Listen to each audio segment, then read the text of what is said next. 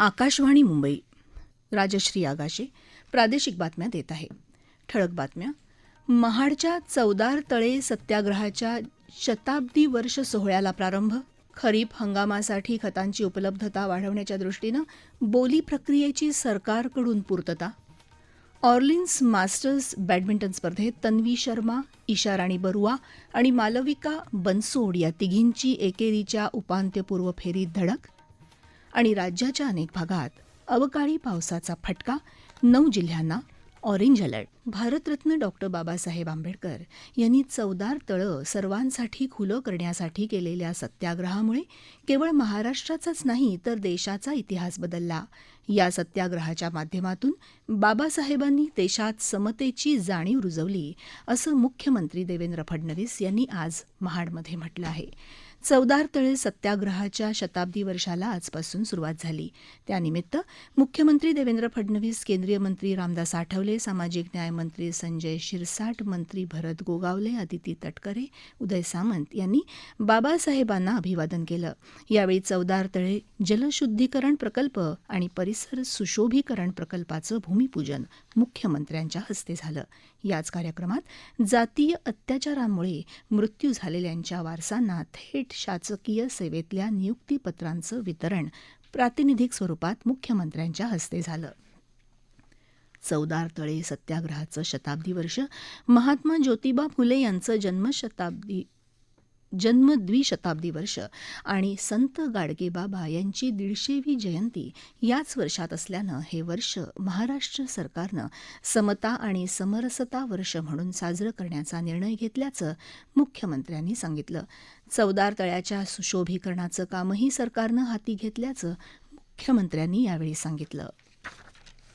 आज अतिशय चांगलं अशा प्रकारचं चवदार तळ्याच्या सुशोभीकरणाचं एक काम आपण हातामध्ये घेतलेलं आहे. चवदार तळ्याचं पाणी हे निर्मल झालं पाहिजे, ते स्वच्छ असलं पाहिजे. इथे आलेल्या लोकांना, भाविकांना, सगळ्यांना एक आनंद मिळाला पाहिजे, इथली पवित्रता जपली गेली पाहिजे, अशा पद्धतीचं काम या ठिकाणी आपण हातामध्ये घेतलेलं आहे.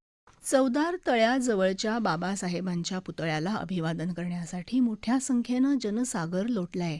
आज सकाळी बाबासाहेबांच्या पुतळ्यावर हेलिकॉप्टरमधून पुष्पवृष्टी करण्यात आली. पश्चिम आशियातल्या संघर्षाच्या पार्श्वभूमीवर सरकारनं यंदाच्या खरीप हंगामासाठी खतांची उपलब्धता वाढवण्याच्या दृष्टीनं सक्षमसाठी व्यवस्थापन समितीबरोबरची बोली प्रक्रिया पूर्ण केली. त्यामुळे युरिया खताच्या उत्पादनासाठी अतिरिक्त नैसर्गिक वायूसाठा उपलब्ध झाला असून त्यामुळे देशांतर्गत युरिया उत्पादन वाढणार आहे. यापूर्वी देशात 54,500 मेट्रिक टन प्रतिदिन इतकं युरिया उत्पादन होतं. ते आता 76,000 मेट्रिक टन प्रतिदिन इतकं वाढेल असा अंदाज व्यक्त करण्यात आलाय. सध्या देशात 61,14,000 मेट्रिक टन इतका साठा उपलब्ध असून उत्पादनात वाढ झाली तर त्याचा फायदा यंदाच्या खरीप हंगामासाठी होणार आहे. केंद्रीय अवजड उद्योग मंत्रालयानं रेअर अर्थ परमनंट मॅग्नेट तयार करण्याच्या उद्योगासाठी जागतिक स्तरावर निविदा मागवल्यात. या संदर्भात केंद्र सरकारनं सुरू केलेल्या उत्पादन प्रोत्साहन योजनेअंतर्गत दरवर्षी 6,000 मेट्रिक टन परमनंट मॅग्नेट तयार करण्यासाठी या निविदा मागवल्यात.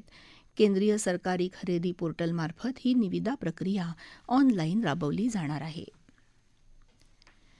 पाकिस्तान जोपर्यंत दहशतवादाला पाठिंबा देणं थांबवत नाही तोपर्यंत सिंधू पाणी करार स्थगित राहील असा इशारा भारतानं दिलाय.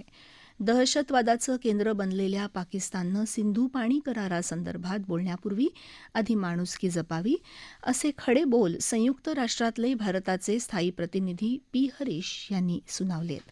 भारतानं फक्त सद्भावनेच्या दृष्टीनं 1960 मध्ये या करारावर स्वाक्षरी केली होती. मात्र भारताविरुद्ध सतत युद्ध करून आणि दहशतवादी हल्ले करून पाकिस्ताननं या कराराला कमकुवत केलं. त्यामुळेच गेल्या वर्षी पहलगाम हल्ल्यानंतर भारतानं हा करार निलंबित केल्याचं हरीश यांनी यावेळी सांगितलं. उपराष्ट्रपती CP राधाकृष्णन येत्या 21 आणि 22 मार्च रोजी महाराष्ट्राच्या दौऱ्यासाठी येत आहेत. 21 मार्च रोजी ते नागपूर इथल्या महर्षी व्यास सभागृहात आयोजित भारतीय युवा संसदेच्या 29व्या राष्ट्रीय अधिवेशनाच्या उद्घाटन समारंभाला तसंच रतन टाटा महाराष्ट्र राज्य कौशल्य विद्यापीठाच्या पहिल्या दीक्षांत समारंभाला उपस्थित राहतील. त्यानंतर मुंबईत लोकभवन इथल्या 64व्या जैन दीक्षा समारंभाच्या कार्यक्रमालाही ते उपस्थित राहतील. 22 मार्च रोजी ते पुणे जिल्ह्यात उरळी कांचन इथल्या निसर्गोपचार आश्रमाच्या स्थापना दिन कार्यक्रमाला उपस्थित राहतील. या प्रादेशिक बातम्या आकाशवाणीच्या मुंबई केंद्रावरून देत आहोत.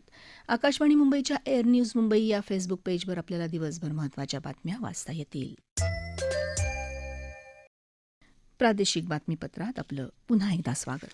फ्रान्समध्ये सुरू असलेल्या ऑर्लिन्स मास्टर्स बॅडमिंटन स्पर्धेत तन्वी शर्मा, ईशाराणी बरुआ आणि मालविका बनसोड या भारतीय खेळाडूंनी पॅलेस डे स्पोर्ट्स इथं महिला एकेरीच्या उपांत्यपूर्व फेरीत धडक मारले. महिला उपांत्यपूर्व फेरीत तन्वीनं भारताच्याच अनमोल खरपचा पराभव केला तर ईशाराणी बरुआनं कॅनडाच्या वेन यू झांगचा पराभव केला.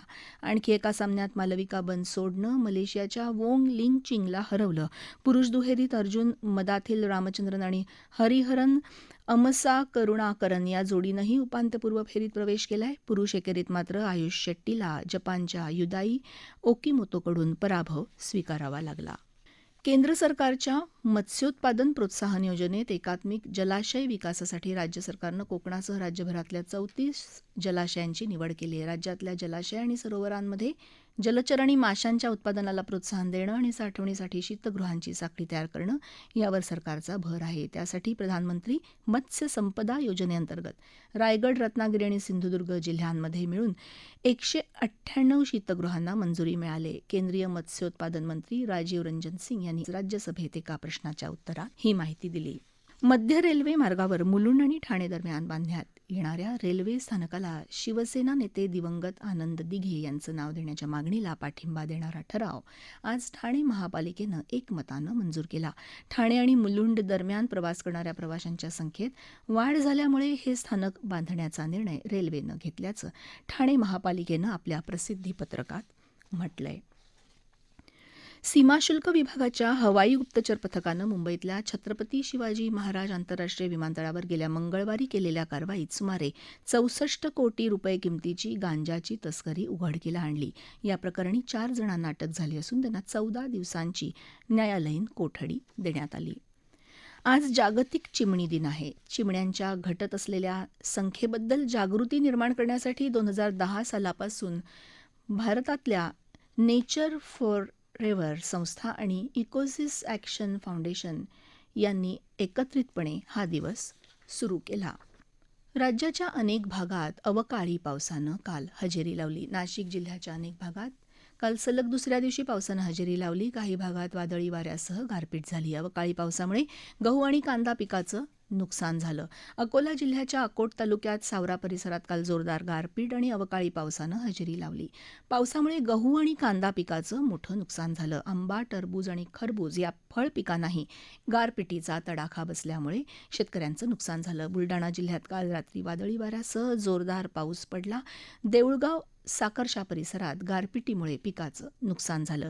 जालना शहरासह जिल्ह्यात विजांच्या कडकडाटासह जोरदार पाऊस सुरू आहे. हवामान विभागानं आज नाशिक, जळगाव, अहिल्यानगर, छत्रपती संभाजीनगर, बीड, जालना, परभणी, हिंगोली आणि नांदेड या जिल्ह्यांना ऑरेंज अलर्ट तर रायगड, रत्नागिरी, पुणे, मध्य महाराष्ट्र आणि विदर्भात बहुतेक सर्व ठिकाणी पावसाचा येलो अलर्ट जारी केलाय. ठळक बातम्या पुन्हा एकदा. महाडच्या चवदार तळे सत्याग्रहाच्या शताब्दी वर्ष सोहळ्याला प्रारंभ.